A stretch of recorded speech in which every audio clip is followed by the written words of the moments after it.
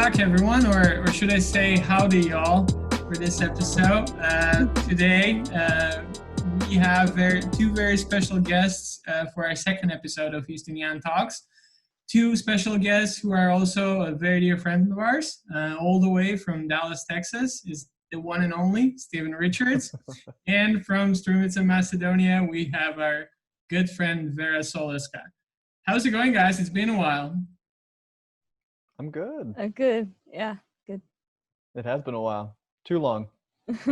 Yeah, we were just talking before we start recording. The last time we were all together, it was December 2018, and that was right before Steven left Macedonia. So for those of you that don't know Steven, he's a returned Peace Corps volunteer, both from Macedonia and Namibia. And Vera is currently studying, not in Berlin, but at a university in Berlin. She's right out of Strumica, but doing online classes, right? Yeah, all the time, every day. Yeah, technically in a university in Berlin.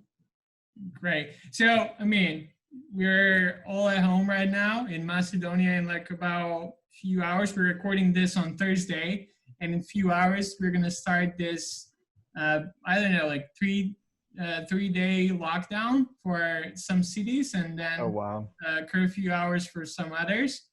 So, I mean, we got to start with, how are you guys doing? Where are you guys at right now? We can start with Steven and then go Vera and Nikola. Maybe you can add too. Okay. Yeah. No. Thanks for inviting me to talk with y'all and be part of this video podcast. It's pretty cool that you're doing this. So I'm excited to be part of it. Things are interesting, obviously, with COVID-19 and the global pandemic that's going on. As you mentioned, I'm an RPCD from Namibia, so I was living there until all this hit the fan. And so I'm back in Dallas, which is nice that I have my family to be here with, and it's good to see them and be with them. But it is weird. I haven't left my house really, except for essential things. Slowly starting to creep out there a bit more as things get better, but definitely weird times.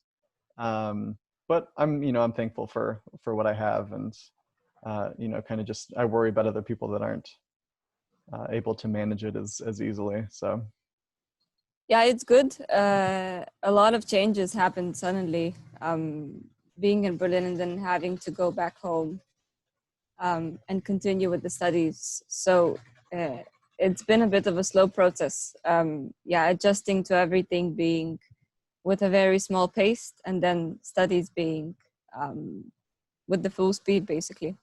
But yeah, it's good. We don't leave home much, and yeah, I hope others are doing good as well. It's still a very personal thing how you adjust to a situation like this. Maybe there's a bit of benefit that there's not much going on for your studies, right? Yeah, you have more time to concentrate on it. Yes, yeah, that sometimes is a benefit, but yeah, sometimes you also want to take a break from just being home all the time. No, because that can help as well, I believe. Yeah, but it's good. Yeah, because considering the 3.5 or so day of police curfew, it's not gonna help. I mean, at this point we're going back 3 months, so who knows what will happen. Yeah, for Steven, I don't know how much you follow the news in Macedonia, but like we've started this COVID-19 as like the whole situation pretty good, like probably better in the whole Balkans.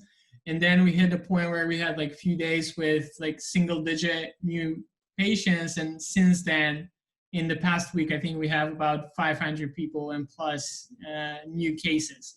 So now we're like, everyone's talking about the new peak and like the new, new cases in the fall or maybe winter. Macedonia is happening right now. So we're kind of going back on everything that we've been doing great and kind of like getting worse every day. But that's just a reason why we can do this. I mean, Nikola and I were talking the other day.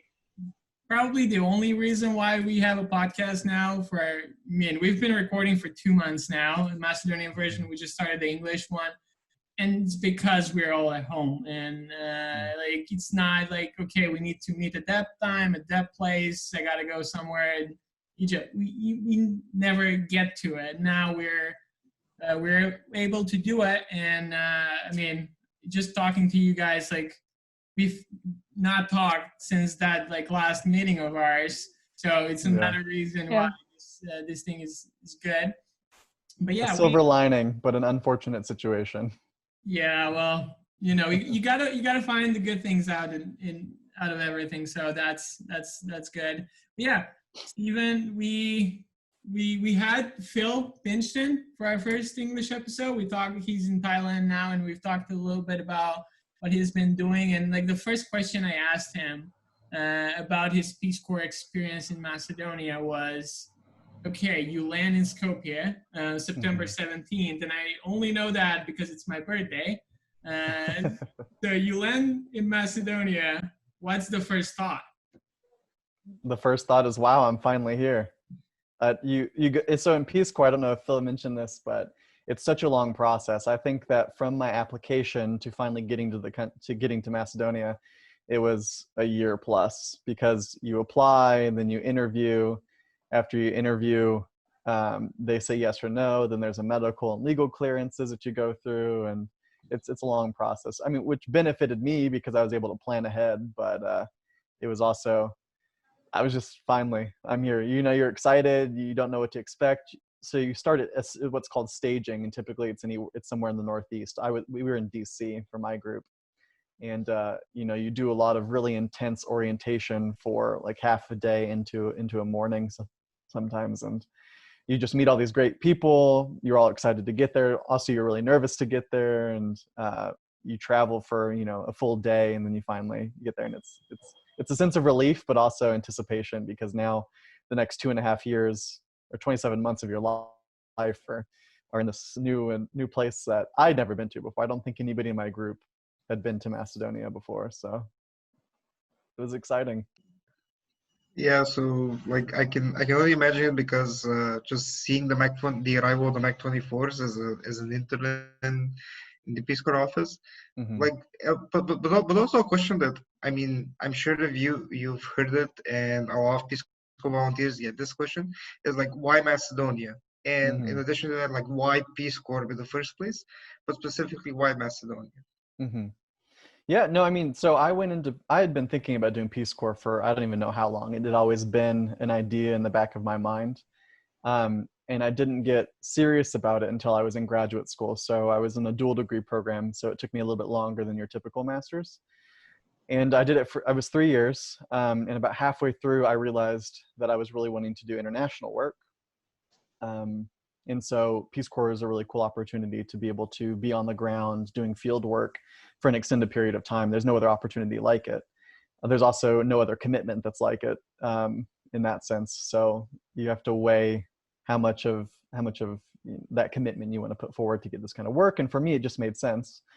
So I come from a family of service members, public servants, civil service, and the military. And so for me, I've always been service-oriented, service-minded. And so Peace Corps was an opportunity for me to do that in a way that was also going to advance my career. And I wanted to learn a Slavic language. So whenever I was looking at programs that were leaving at about the time that I wanted to be going into Peace Corps, Macedonia, Ukraine were on there. And so for me, whenever I was applying, I could rank top 3, and Macedonia was in my top 3, specifically for the Community and Economic Development Program. And so it just happened that Peace Corps pegged me for Macedonia, and in the end, I couldn't have been more thankful for that. You know, I can't say what my experience would have been like in Ukraine or any of the other countries that I could have been placed in, but you know, now I'm doing this with y'all, and we've had fun experiences together. So that's kind of in a nutshell of how I ended up in Macedonia. So yeah, so let's kind of talk a little bit more about your Peace Corps experience first, and then we'll talk a little bit more how we all know each other, because I think that's one of the things that I really want to focus on, and just talk about all the work that we have done together. You, Steven, together with Vera and I, and then Nikola with all the camps that we've been doing together. But Yeah. like, okay, so you come to Macedonia, you land. Phil told us about the training you guys go through, Yeah. and where you placed. Yeah, so my training, my PST was in Vadasha, outside of Kavadarci. And then after my training, I was moved to Strumica, and that's obviously where I had met the two of y'all. And so while I was there, I was placed, my primary assignment, the way Peace Corps works out is you have a primary assignment, so host organizations that you're working with, and then you can do secondary assignments or other work like the camps that, we'll eventually talk about. But I was placed with the municipality of Strumica, and then also the Center for Development of the Southeastern Planning Region. So they worked with, Strumica, Novo Selo, all the 9 other municipalities in the Southeast. And so I was doing work with them, English review on grants, project ideal development, and things like that. And then my secondary kind of focus was the GLOW and YMLP club, obviously. And then I was doing other things with Peace Corps. So Nikola, you've worked in the office, so there's a lot of behind the scenes work that's going on, and committee work. There is a lot of behind, yeah. Yeah. So the camps are I've part of seen it that, all. and that was yeah. So that's kind of my primary assignment was in Strumica, and I did other things around the country.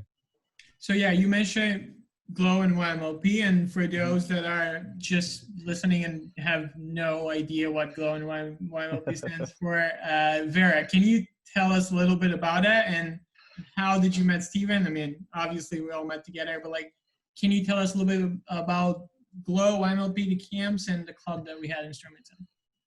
Yeah. Okay. So basically, it comes down to 2 camps that are held in the summer, but of course it's much more than that. It's community work throughout the whole year. It's GLOW stands for Girls Leading Our World, and YMLP for Young Men's Leadership Project.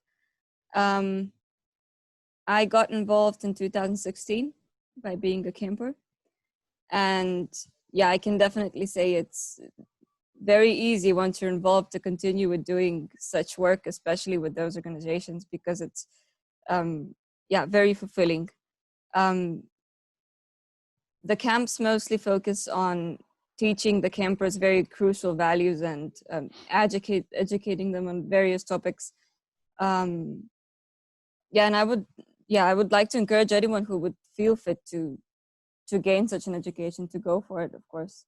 But besides the camps in the summer, there are of course clubs for mostly every municipality in Macedonia, where club leaders and members work on projects and have meetings on topics that contain also in the camps.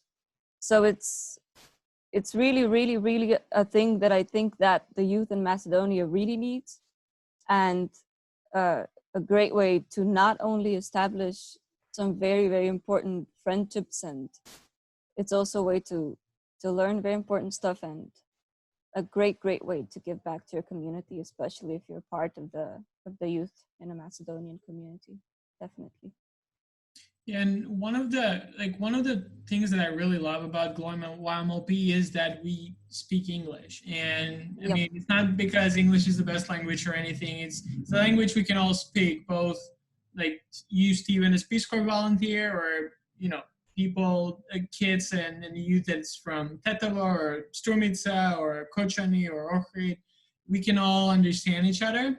And when we speak about language, for someone that comes to a new country, and you said like a Slavic country where the language is so much different than what you've known before, I mean, English. So how did, you said that was your secondary job, how did that help or make it worse in your studying Macedonian, Steven? Being at the camp, speaking I mean, only just English. camp work, you surrounded with us who want to talk in English, and how did that work? Yeah, well, I mean, I think in some places in Macedonia, English isn't so widely spoken, especially native English speakers being there, and so I was seen as somebody who they could practice English with, and I was happy to do it. I was fortunate enough to, have the self-motivation and also friends that were willing to speak Macedonian with me, but it did help me get to know people a little bit faster and a little bit better because we were able to speak in English. Most of my closest friends spoke English, and most of the work that I did was in English. So I really had to try to, practice my Macedonian. But part of Peace Corps is, at least in Peace Corps in Macedonia, they had us with host families, and both the host families, mine in pre-service training, PST, and then also in Strumica, they only spoke Macedonian. Some of their, kids or the nieces and nephews or grandchildren spoke a little bit of English, but I was still a bit of practice. I'm sure if I were in a smaller village with very few English speakers, it would have been a different story. Maybe like, Zubovo speaking only Macedonian. I would have probably gotten it a little bit quicker, but I finished with a good enough understanding of Macedonian to have a conversation about things like camp or other projects. So actually, there's a book on my table back there because I've been continuing to study Macedonian while I'm here. I'm trying to learn how to read because I can speak it, but my reading's atrocious. Yeah, can you give us anything right now, like quick sentence? Putting me on the spot. I don't even know. Yeah. You can like, let's say we're back in, I don't know, 2018, and you Okay. introduce yourself in Macedonian. Okay. What's your name? Where you're from? And what are you doing? Okay, so I can go with the cliche. Yep. Okay, awesome. Ja Steven, ja volonter na Mirovin Korpus i živom vo Strumicu сега и работам со Jugoistočен planski region i municipalitet na Strumica. Yeah, that was good. Thanks. Amazing. It's helped that I've continued doing it because it was a Yeah. language that was very hard to learn starting out, but it was fun.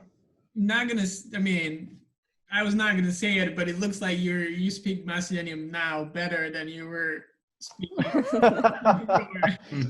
I think the reading it helps. Oh wow! Oh wow! Vera disagrees, I think. I disagree. I've lost my Strumički accent. That's what's the issue. That's true. Yeah, but Probably for sure.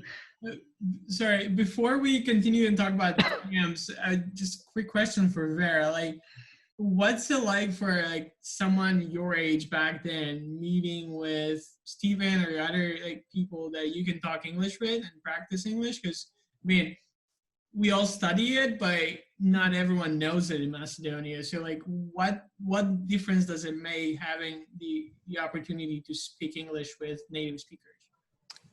Oh, at first it was very, very exciting. Like, I remember my first ever interview for camp, and I think it was one of the first opportunities to actually speak English with someone who is a native speaker, first of all, and not just like listen to the language. But I think it's a very good, it's a very good side of the camp because you also get more comfortable with speaking it. You learn more, of course, but also I think a more important thing is how comfortable you get speaking the language. And it's great to see campers and people in the clubs being encouraged to also speak the language. But yeah, it's a habit, definitely. But yeah, exciting at first.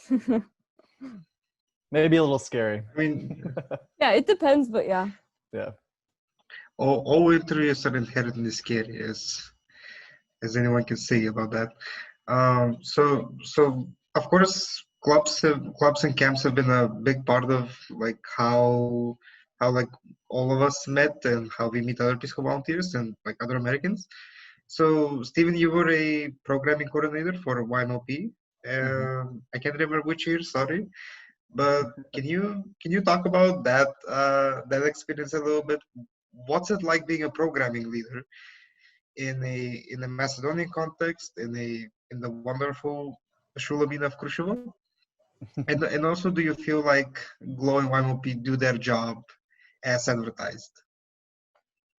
Yeah. So I was assistant programming coordinator in 2017 and then the lead programming coordinator in 2018. And so as the assistant, I was obviously learning from the lead programming coordinator, kind of what's going to be expected of me doing it the following year. but I was primarily responsible for designing and implementing the leadership track, because you have the core tracks: leadership, civic engagement, civic responsibility, and environmentalism. And so I was working with a Macedonian counterpart. So in the program, we try to pair every single Peace Corps volunteer with somebody from Macedonia, whether somebody who's Albanian or Macedonian, and we, learn from each other about what leadership is, what we think it is, what we can find out there in, the literature about leadership, and what leadership is like in Macedonia. And so we work together to create that track that then campers will learn about. So I did that my first summer, and then my second summer, I was responsible for managing all the facilitating pairs and the electives. And so just making sure that there was a common theme across the different tracks, as well as making sure that other things like the values of camp, things like caring and, oh gosh, it's been a while. What were some of the other values? Love. Honesty. I think. Honesty. Right, yeah. Creativity, passion. So making sure those sorts of things are incorporated into the programming, and just being responsible for the schedule. Not only the schedule that's planned, but the schedule that has to happen because there's rain, or, we can't drink the water. And so we have to figure out how we're going to get, people water at last minute and things like that. But thankfully, I'm not the only person who's running camp. There's other Peace Corps volunteers who are part of the leadership board, and other Macedonians, other people from Macedonia doing that as well. And so like logistics is making sure that equipment's there and the campsites are prepared and things like that. And so even though I had a lot of responsibility, I also had a lot of help. And so I think that the implementation of the camp definitely met, the goals of what camp were. And that was to promote English speaking, because it was a common language we could all speak in a country where there's a lot of different languages that are potentially spoken. We're bringing people together from diverse parts of Macedonia so they can, with like-minded people, right? They want to be engaged in their communities. They want to be part of leadership opportunities, and then also just introducing them to new topics that are relevant to Macedonia. Environmentalism was something that we promoted heavily because, it was an issue in Macedonia. And so it's something we wanted to give skills and knowledge to youth to then promote, different attitudes towards these issues, and just to better their own community. But also, it was Americans. It was cool for us to get out there and experience the outdoors with y'all and learn about your culture and just make friendships. I mean, 2 years down the line, and we're still in touch. Maybe not as much as I would like, but this is cool. So. I mean, it was a very timely times to camp, and also very quirky one of that. So yeah, it was fun. Yeah, and like Steven, so you were kind of behind the scenes, but also you were part of some like the classes and the core curriculum and all that. And Vera, you might like correct me if I'm wrong. You were 3 times at GLOW. Yeah. Yeah, so first you were a camper, then a CIT, and last year you were a media intern. So like my question to you would be, you're a camper once, what made you come back the next couple of years? A very, very long list of things, but yeah, it was very uncommon for me at that age to experience, first of all, such an acceptance, but also such a spirit between people in one place. So I learned a lot of stuff, and I started giving back to my community the same summer that I came back from camp. So my main thought was that I also, like these people that lead the camp, want to get involved, of course. So yeah, I tried my best, and then the next summer I was a counselor in training because I was still underage. It's basically you have the switch to also help other people experience what the amazing experience that you had. And it's interesting to see the camp from different perspectives as well, because it's a totally different thing when you're a camper and then when you're actually part of the staff. Yeah. And I think that's one cool thing about camp too, is that, I mean, each of you would have been leaders in your community without camp. It was just camp was an opportunity to springboard you into that, you know, community with like-minded people and meeting each other. But that's what's cool is like you were first campers and then you moved into, you know, positions in camp, like helping run camp. And exactly. which is so important. I mean, because Peace Corps is not always going to be in the countries that we serve in, and it's up to, you know, community leaders to then continue We those don't talk about programs. that. No, I mean, you know, there's been graduation. So for example, Bulgaria used to be a Peace Corps country, and it's no longer for various different reasons. But there's still programs I'm sure that are going on there that were at least inspired at first with partnerships between volunteers and host country nationals. So. Yeah, and it's really good to see that after being a camper, you actually have the opportunity to go back and take part of the leadership in a thing that was once just given to you. So yeah, that's a really, really cool opportunity. Yeah, and like, so you guys spoke about a little bit about like the leadership aspect of it, the community aspect, and just like how important these camps are. That, by the way, for those that don't know, are run by YMCA in Bitola. I think now it's in the whole country. So, and with together with Peace Corps and other companies that are helping these camps run every year.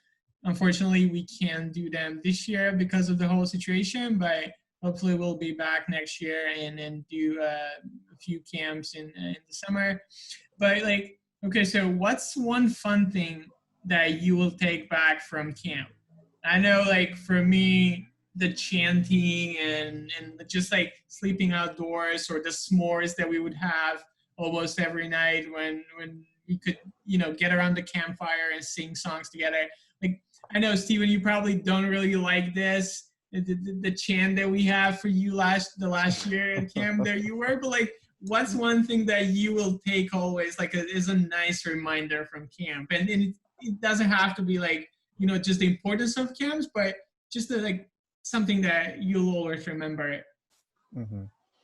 I mean, I would honestly have to say, even though you know, the chants, they were funny, and you know, there's a lot of energy that's behind them and everything.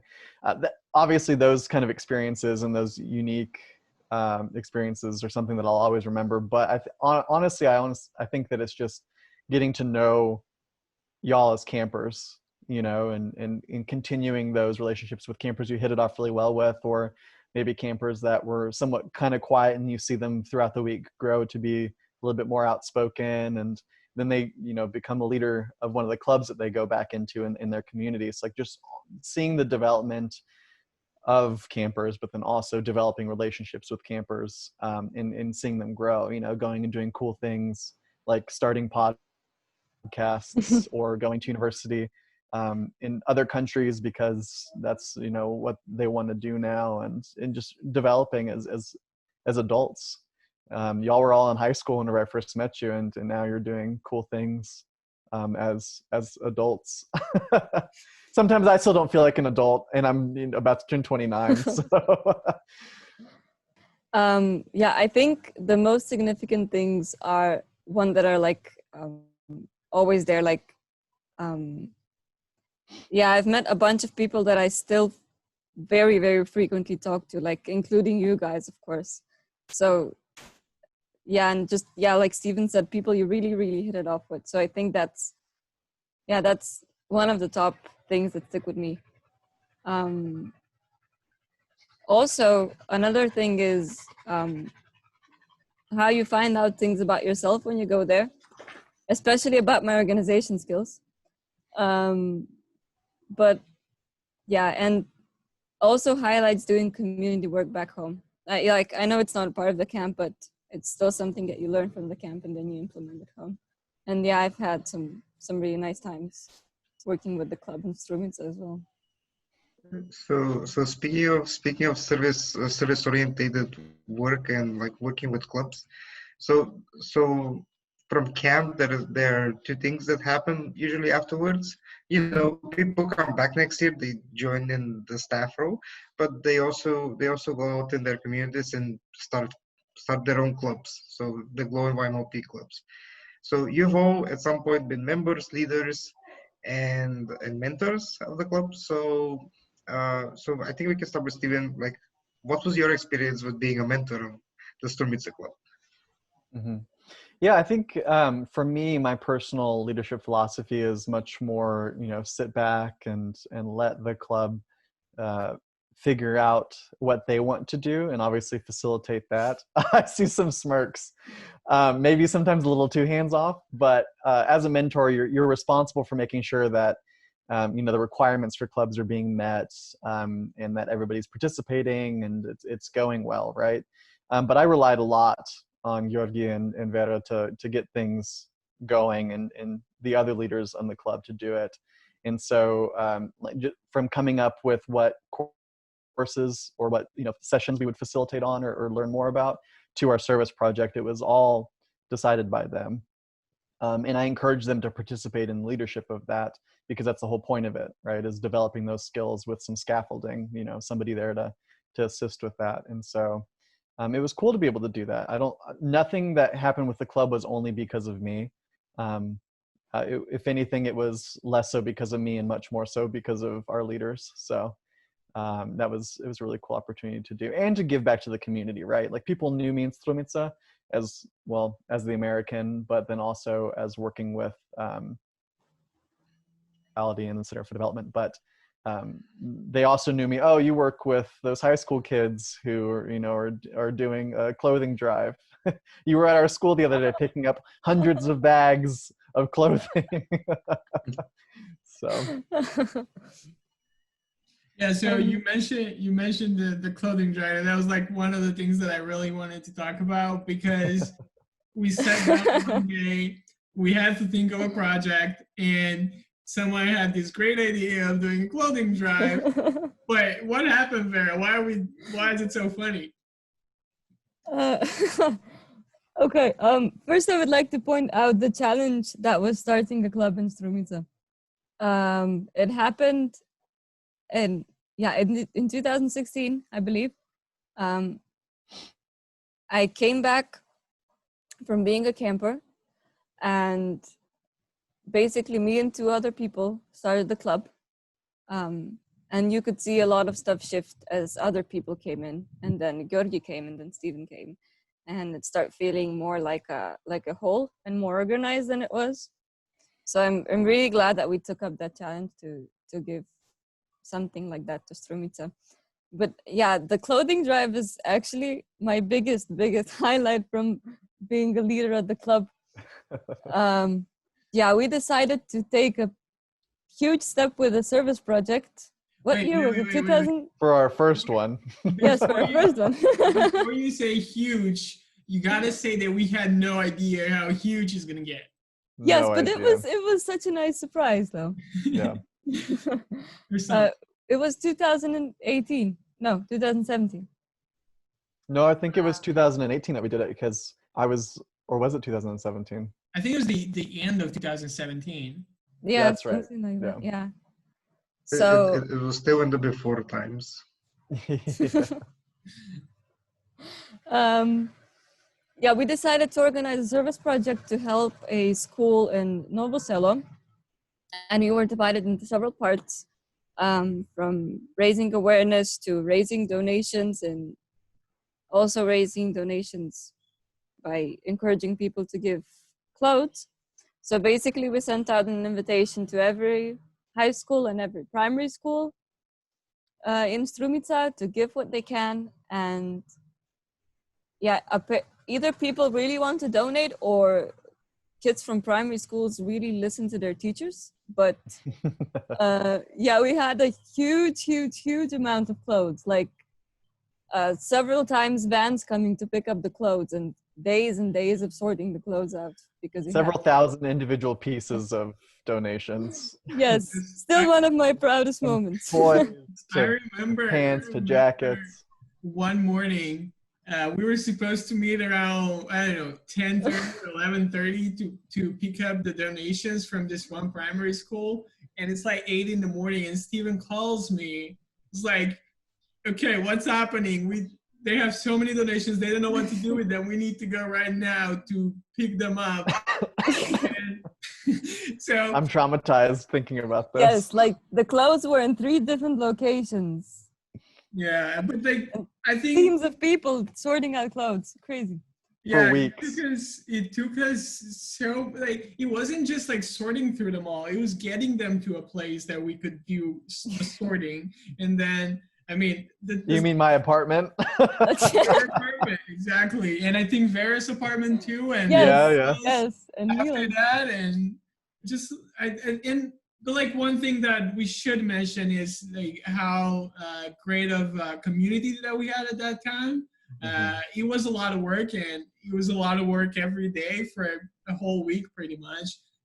But we had great youth that pick up that challenge, even though we were all kind of, we had no idea what we were doing. We had no idea how we were doing it, and it was just all on the fly, actually. Even though we planned for it, but some things you can't plan for, as Vera said, like those primary kids, they do listen to their teachers. And yeah, it was like for me one of the things that like after all the clubs are doing their service project and they're respectful in all the places they're from, we'll get together in Skopje for a day or two and we present them. And I think that presentation and just seeing actually like looking at the pictures and looking at like just listening to what we have done and like what other clubs have done too.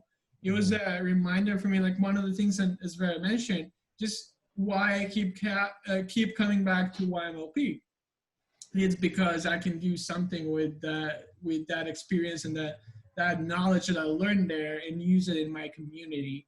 And just like seeing those kids when we went to give them the donations, even though we had so much more to give out, they didn't have enough place to put it. So just like seeing the smile on their faces and just like how happy they were that we were there, we had fun with them, and it was just like one of those experiences that I'll definitely remember for a long time. And now it's on the air. It's going to be on the internet soon, so it's going to be forever. But yeah, so I mean, we can talk for days about experience with GLOW and YMLP, and really is one thing that kind of connects us together. But as you said, Steven, Peace Corps volunteers, you guys are here in Macedonia for a short period of time, relatively, 2 years. Some stay for 3. So what happened afterwards? You finished your service in Strumica, and what's your mind thinking? Are you going back to US or where? Yeah, so I wanted to continue serving in Peace Corps, and I wanted to get experience in a different area. So to kind of go back a bit, I have my master's of public health and my master's of social work. And I went into Macedonia as a community economic development volunteer, which was less so focused on health. There were health initiatives that were going on in Macedonia, but mine was much more focused on, youth development, grant writing, and leadership development and stuff. And so I wanted to get my hands dirty at doing public health work, on the ground. And so I applied to Namibia, which has a health program specifically focused on HIV prevention work, but still with the youth focus. So doing youth development work, working with youth primarily to do that. And so I applied pretty early on. Like I'd mentioned earlier, the application process is long. So before I even left Macedonia, I knew I was going to be going to Namibia. And so I came back home in December of 2018, watched my sister graduate from undergrad, and then spent the next 3 months, not 3 years, prepping to go to Namibia. I knew I was doing that. And so I took some classes at a local community college, and then I went to Namibia. I was supposed to be there for 27 months, but that ended up being cut short because of COVID-19. So I've been back here in Dallas since end of March, beginning of April of this year. And so now I'm looking for work. There's no clear guidance on when we'll be going back to any of our countries, if that's even an option. And so I'm trying to stay in the public health, community development sort of world, and just kind of see where things take me. So one of the benefits of Peace Corps is you have such a unique experience and skills that you can't gain in many other places. And so there's a lot of different paths I feel like I can take. So we'll see what happens. Yeah. And for you, Vera, so Steven leaves, we still have the club. What's your thinking? You were, I think, going into your senior year, like thinking about where to go to college, and like from that service project and another one that we did afterwards, what's next for you? Yeah, I was very certain that I wanted to study design or visual communication. I ended up studying both, but parallelly with the decision to study design, I always had this wish to try to go abroad for a college education, because I believed it would provide me a unique experience and some skills that I could really, really learn a lot from. So yeah, my mindset was like, if I study design, I might as well try to go to a design capital in a way. Yeah, and I had this special feeling for Berlin, and I was aware of the accepting community that is there, and the huge amount of people doing very, very different artistic stuff, and yeah, just acceptance of a certain lifestyle that is out of the 9 to 5 concept. So yeah, I think it would provide me a certain freedom to live there, which ended up being right. So yeah, basically these were some of the things that led me going there and enrolling into university there. Yeah, and so Steven, you're on your way to Namibia. Vera, you're in Berlin. Before we jump in and talk about your experience there, I want to ask you, what was the one thing that you miss about Macedonia? Because all these countries that we were now talking about, they're so different. And it's like you're in Namibia, let's say, Steven, like, what is it that you really miss about Macedonia, apart from us, of course? Oh, see, you've taken away what I was going to say, because that's what I miss the most, right? Is the relationships with my host family, and then also people like y'all that I'd worked with, and then the Peace Corps staff as well. Not just the American staff, but the host country national staff that are there in the institution that continues Peace Corps whenever the Americans come and go. But oh gosh, what I miss the most? Kiflichki. I miss. There we go. I miss that sort of stuff, but then also just going and experiencing different foods, eating the traditional Macedonian foods, but then also in Strumica, there's a lot of different restaurants that we could go to. I mean, I was a frequent at Salt and Pepper, which was burgers, onion rings, beers from around mainly Europe, Macedonia, but from all over the place and stuff. And so the culinary aspect of that, like oh gosh, polneti piperki, like the stuffed peppers, things like that. Like the food is something that I do miss, because I don't think I haven't been able to find the same sorts of peppers to make things like ivad or the stuffed peppers here. So I've been experimenting a bit, and I have a Macedonian cookbook, but I need to be better about looking up stuff. But then again, I'm not willing to put myself out there because of the current health crisis. More so now, it doesn't seem to be as much of a strain on the health system. Obviously, it's still an issue, but if I'm here for long term, I'll do more exploring to see if I can recreate things like pacha here in Dallas. No. Yeah, before we go, You can try. even letting us know about all the food he ate in Strumica, what's the thing that you missed in Berlin, Vera? It was very sudden to move out for the first time while being so young. So definitely my friends and my family at times, of course. But yeah, also the food. Like I have to agree with Steven. I really, really miss the food. Yeah, and also getting some sunshine as well, because Berlin knows to be very, very cold. Very, almost all of the time. So yeah. But leaving relationships, like I don't want to say behind, but not seeing people that you were used to see every day and do some certain things, yeah, that I find myself missing that sometimes. So Stephen, you mentioned that you did community development here in Macedonia, but also like across like other Peace Corps countries, there are other programs different than the ones we have here. So when you were in Namibia, on which program did you work, and how was the experience there? How did it differ from Macedonia, but also what's something unique about Namibia? Mm-hmm. Yeah, so I was a community health and HIV and AIDS project volunteer. So it was like our health project. We also had two other projects. One was a community economic development project, and then also our teaching project, education.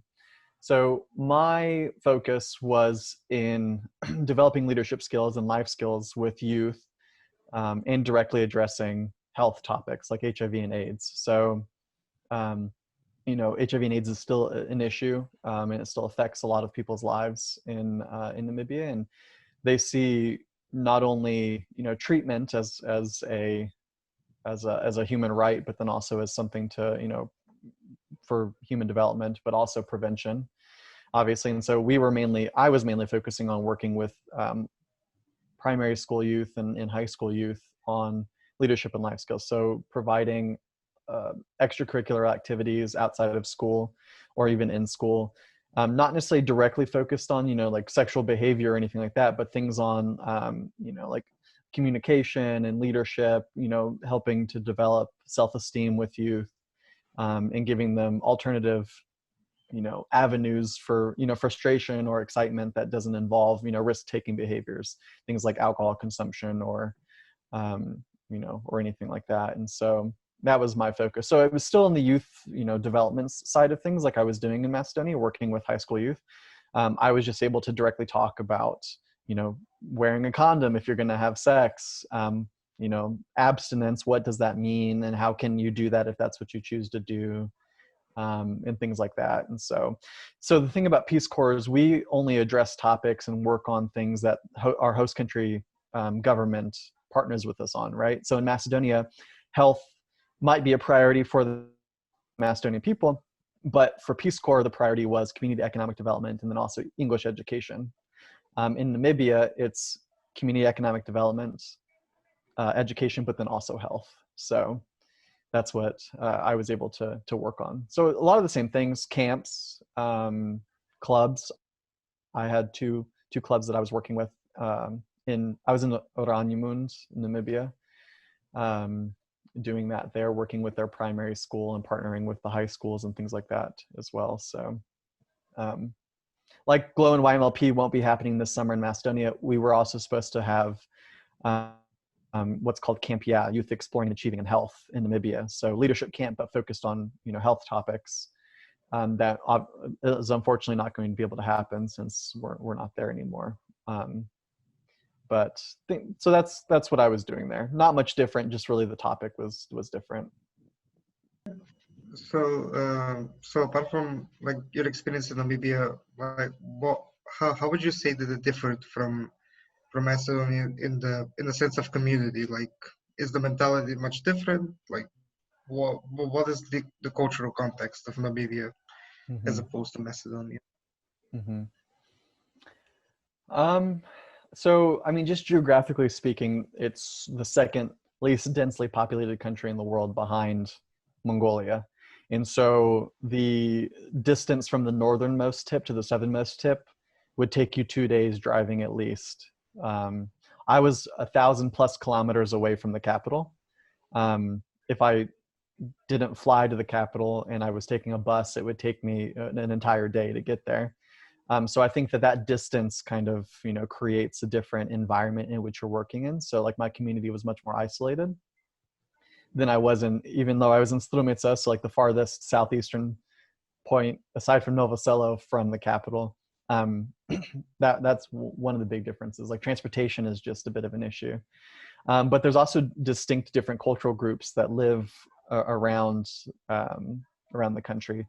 In the north, you have Avambo people. In the south, you have cultural groups like the Nama or Coloreds, Baster.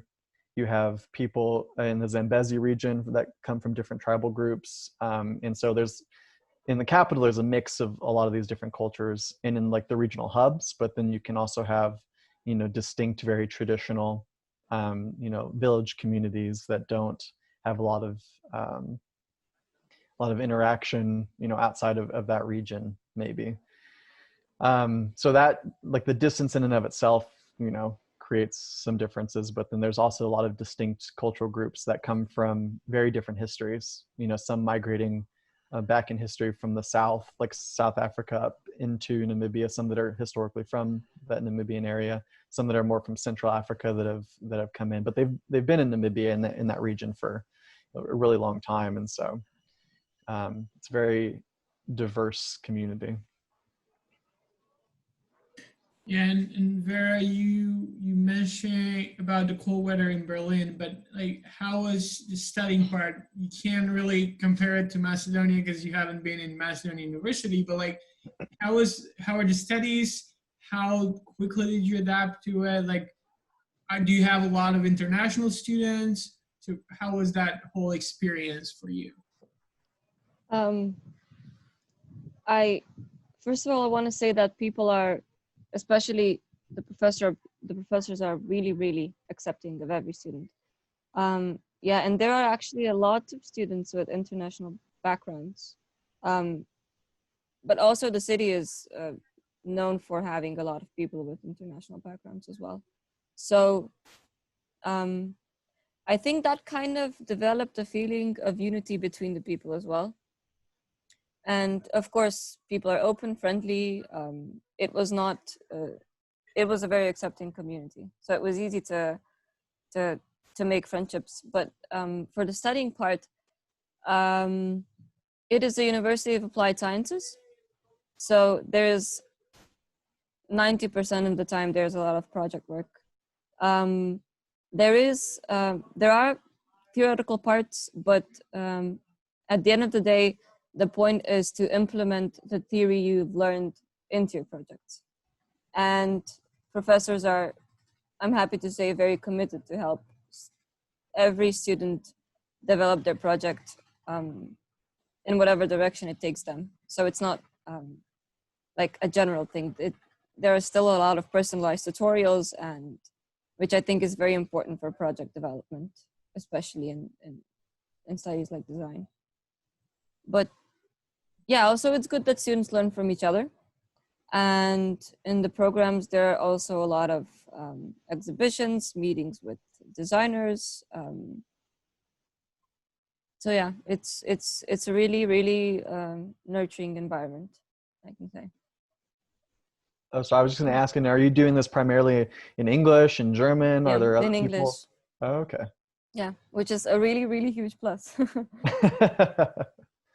Yeah. Cool. Yeah, and I mean, we've kind of alluded to it and talked a little bit briefly about how the pandemic affected all of us, really. But like, how was, maybe not like what you're doing right now, but like, how was that? Because both you, Steven, and Vera, you had to go back to your home countries.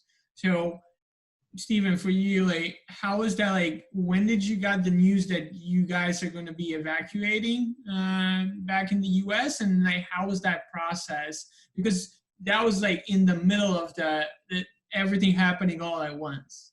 Yeah.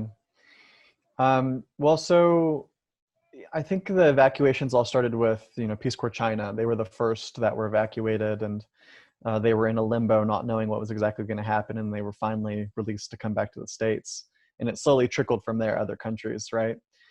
Macedonia happened they got the news, I think, about a week before I got the news in Namibia, but that was because Europe was being so hard hit at that time. And so there were other countries as well in Europe that they were starting to get out. But as the virus spread, or at least it was being identified in other countries as being an issue, there was a lot of airspace that was being closed down. And like Macedonia and Namibia, you can't fly directly into from the States. You typically have to go through an intermediary country, whether it's South Africa or it's a European country like Germany or Amsterdam, the Netherlands, or Ethiopia. And so even though Namibia wasn't being hit, there was only a few cases of imported, the virus from travelers or from others who had been traveling. We got the news because Peace Corps headquarters decided to cease global operations and evacuate all volunteers. Ours wasn't because of country-specific determination. We were still in relatively good shape, except for being able to get out if we needed to, flights-wise. And so I found out from an email, from a notification that global, our HQ had decided to cease operations. And so whenever I saw that, I was already in the capital for other work. And so then I had to sit back and wait for instruction from Peace Corps headquarters in Namibia, in Windhoek, to figure out what was going to be happening. I actually didn't get to pack my own things or say my goodbyes before I left. I was fortunate enough to have a Peace Corps volunteer roommate that I was living with in my town, and he, packed my things for me, at least most of my things. And so it was, I guess, kind of a traumatic experience in that I didn't get to, say my goodbyes, but also I had the support of Peace Corps, not only my roommate, but also of headquarters to kind of do that process for us. And we were fortunate in that we were in the capital for a few days before we were shipped off finally back to the States. And so we were able to be given an abbreviated close of service conference that was targeted towards, processing what's happening. And then also what are our options for after, what are the kind of the more technical or logistical things that we need to do in order to, have this process go as smoothly as possible. Other countries didn't necessarily have that same privilege. And so each country was different. Mine, I think that they handled it as graciously as possible under the circumstances that they had. And they successfully evacuated over 120 volunteers, in the span of a week, a little over a week, but it's sad to know that I won't be going back. At least, there's no clarity on that yet. And there's also just a lot of, unemployment's such a big issue here in the States now, and people losing jobs, and the economy is not doing the best as it was. And so there's just a lot of uncertainty, right? And so, like I said earlier, I'm, fortunate to have my family and other friends that are supportive and helping me figure things out. But I'm kind of just along for the ride still, trying to figure out life. Yeah. And for you, Vera, I know we've talked a little bit, but you had to come back as well in Macedonia, and what was that whole experience like, flying back to as Steven said, the time when all of this was happening is when Europe is kind of hit the hardest, and you had to fly back from Germany and then be in quarantine for 14 days, right? Yeah, there were actually, I don't know why. Oh, I think, as I remember, all of the flights to Skopje were booked, and it was one day before borders closed. So I had to land in Thessaloniki. And yeah, it was not so serious though. I passed the border really easily, but the people at the border were like, don't pass the border again because it's going to close in an hour from now. Oh my goodness. Yeah. So yeah, I stayed at home for 14 days. And it was good that the school reacted on time. After shutting down, we got a notification that basically all of the classes are going to be transferred with the regular timeline, just being held online. Yeah, and it's good that things are not postponed and the semester is already finishing on time with just submission of project work, basically. So yeah, it's at least a positive side that things are not getting drastically shifted with school-wise. Yeah, and that's great to hear. I know Nikola and I are right now in like preparing for our exam sessions, as there's a lot of uncertainties. So as we're wrapping our conversation up, like for you, Vera, can you tell us, like for those that are listening from Macedonia, as like students especially, like, how's that all working with exams? With, you mentioned projects, but like, do you have also like a oral exams, or like what's that whole process look like right now for you? Yeah, it can be a bit challenging to follow the regular schedule, as it's like from 1 to 5, basically being at school in front of the screen. Yeah, but in either case, I think it's better to follow this system online and really get what you should have gotten out of your semester. As for exams, a lot of the exams focused on project work, which actually needed a lot of consultation and which was being all held online. And there are going to be final presentations with a lot of faculty staff on an online meeting, basically. But as for oral exams, most of them were, some of them were turned into basically essay submission. But it's still going to be held online. There's a one theory exam, one theoretical exam that's going to be held online in 2 weeks. But nothing, as I said, nothing's getting shifted. But I think it's easier when it's mainly focused on submitting projects that you've been working on. So considering the whole coronavirus has put us all in places, so Skopje and across Macedonia, the police in action in about 2 more hours or so. So what's next for everyone? In passes, hopefully. What's your plan afterwards? I know it's hard to plan, but what are your ambitions for the after times?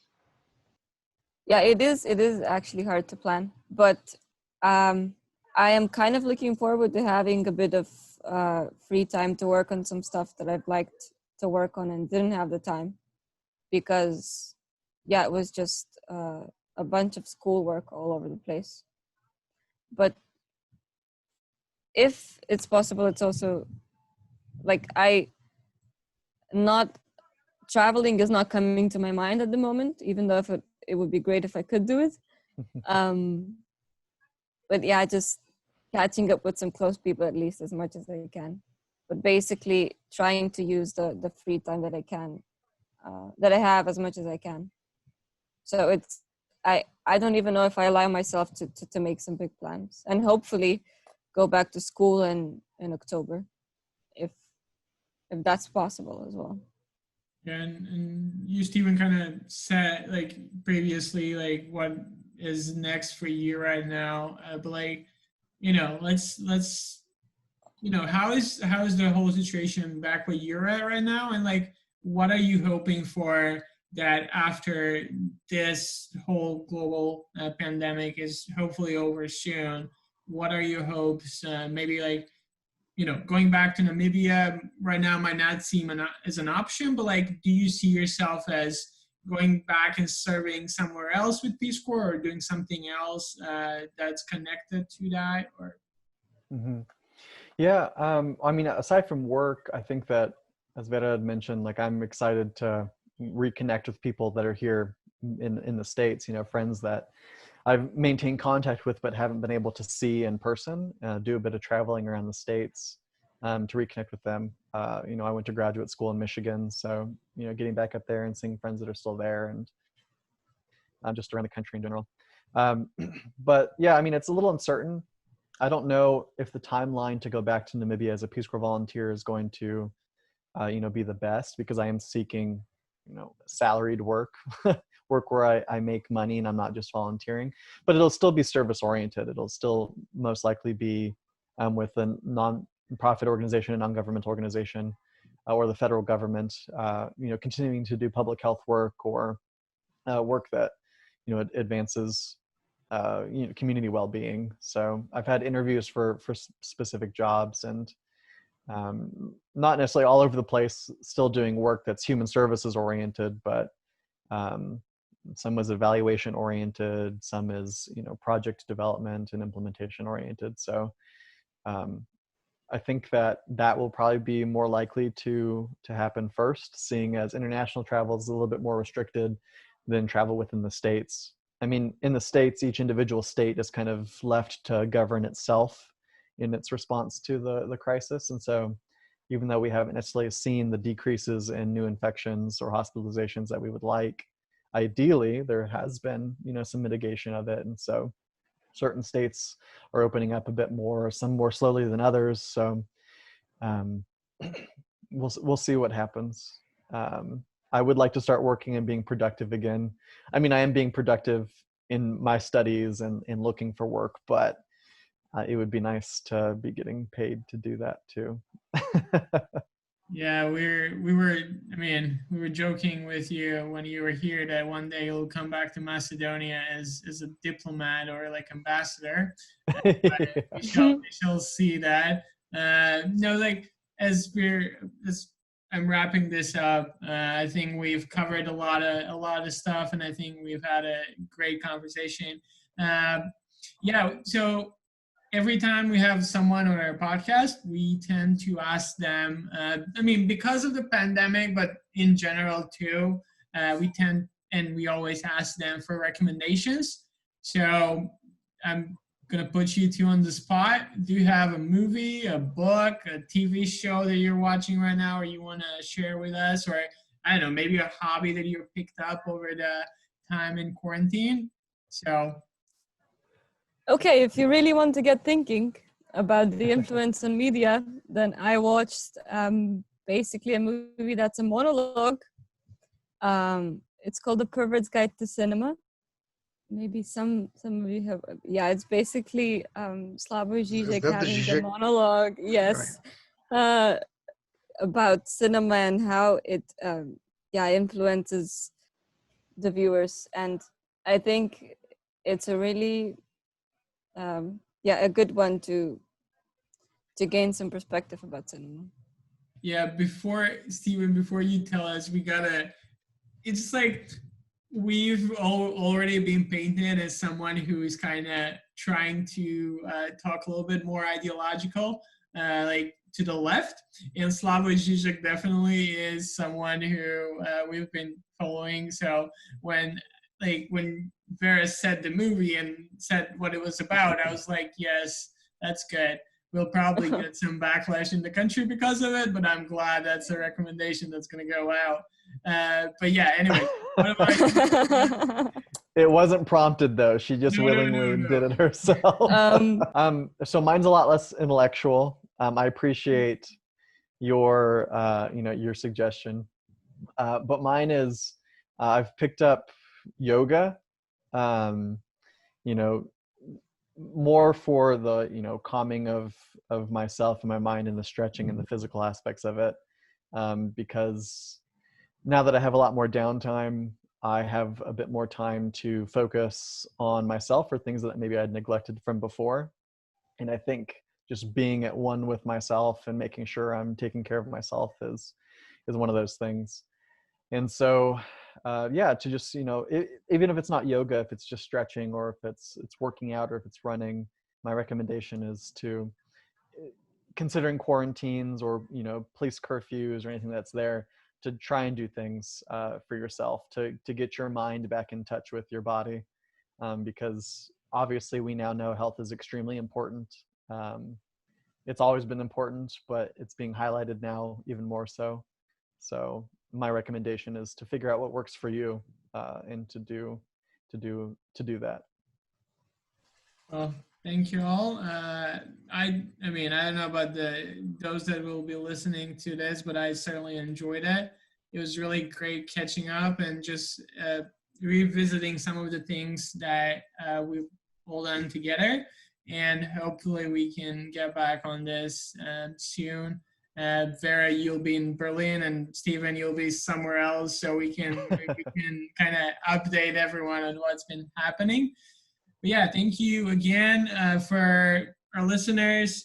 This is our second episode. We're planning on releasing our English episodes every other Sunday. So for the next one, I think we have some other guests lined up already, and it should be fun.